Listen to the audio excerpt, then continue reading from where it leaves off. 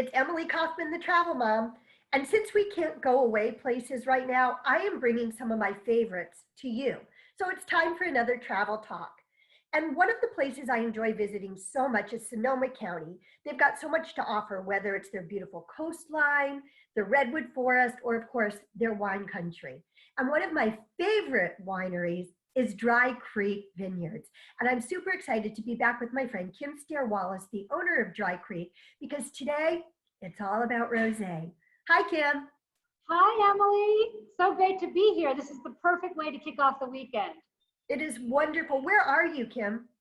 So I'm right in the middle of our tasting room. In fact, just behind me is the bar where people would normally be coming in to taste our wines. So this virtual tasting is very, very authentic. So I'm really excited to talk with you about rosé. I know that this is a very sought after wine that you make. And I have a lot of questions about rosé, and I'm sure a lot of other people do too. Like the most basic question of all, why is it the color that it is? Can you give us a little info about what makes rosé so unique?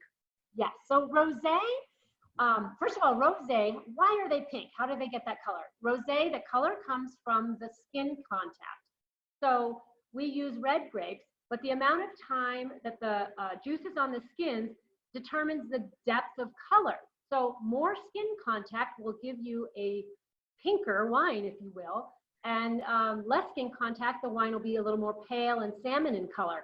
Our new release of our Petite Zin Rosé is kind of right in the middle. It's maybe a little darker in color, and part of that comes from the fact that the grapes are very boldly colored, Zinfandel and Petite Syrah.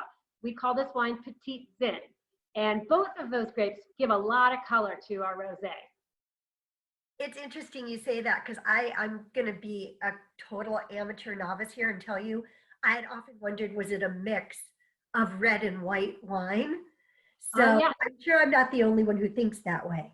I'm sure. No, that's probably a very logical thought. But no, they're from red grapes, and rosés have been made for centuries. They've kind of enjoyed almost a renaissance in the last couple of years, but it's a very traditional style of wine, and it's perfect for springtime and summer, and certainly with Easter this weekend. So I have a question for you. Is there something that anybody could make at home that would be perfect to pair with rosé? Absolutely. So I'm really excited because we made a whole bunch of these deviled eggs, which I'm planning to indulge in after we get off. So rosé with deviled eggs would be a super easy and wonderful pairing to do this weekend.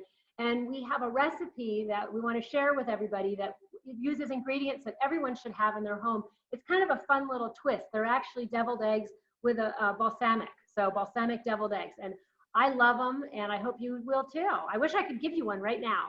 I wish I could taste one right now. They look awesome. So another question that might be kind of random. You have a twist top on the rosé. Why is there a twist top on the rosé? So twist tops, we use them on all of our white wines and on wines that are meant to be consumed when they're young. So within a year or two of release, primarily. Most of our red wines are cork finished because those are intended for more long-term aging. But having a screw top or a twist top ensures that there's no problem with the cork, that the wine is going to be very fresh and it's going to smell and taste exactly the way it is when you buy it as when you open it.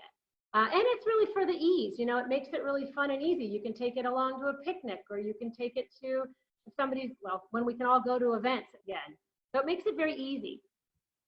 So is rosé supposed to be cold when you drink it? What's the ideal temperature for rosé? I think that's very important. Yeah, I would recommend chilling a rosé in the refrigerator. Oh, I don't know, maybe 55 degrees, 60 degrees, something like that. It should be treated just like a white wine, even if it's a deeper colored rosé, because rosés and our rosé, I was just giving it a little taste myself, and it has beautiful strawberry, watermelon aromas, maybe a little pomegranate.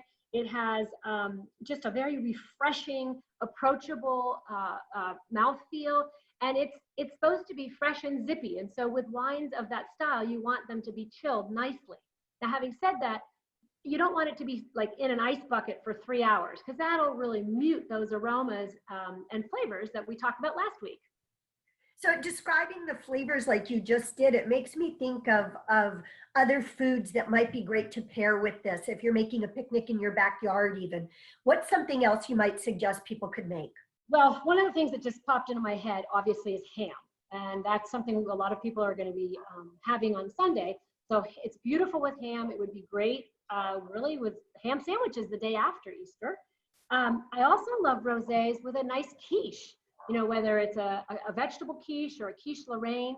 Another really lovely pairing is with a beautiful salad. And something that we sometimes do is we'll make just take fresh spinach. This is very easy, and probably a lot of people have the ingredients. Fresh spinach, toast some almonds, slice up some strawberries, maybe throw in a little bit of crumbled feta cheese, and just a light vinaigrette, or even just a little bit of olive oil. And it's super yummy and really nice with a rosé.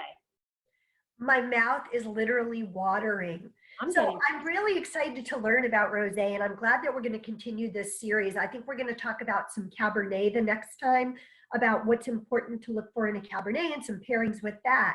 So I want to wish you a wonderful weekend. Thank you for sharing your wonderful rosé with me. And let's keep lifting each other, Kim. When we do that, the whole world elevates. It's true. And I have one thing that a friend told me that I have to just share. So, you know, if you have a glass of wine in each hand, you can't touch your face. This friend of yours is a very wise person. Cheers, Kim. Can't wait to talk to you again the next time. Take care, Emily. Bye-bye. Bye-bye.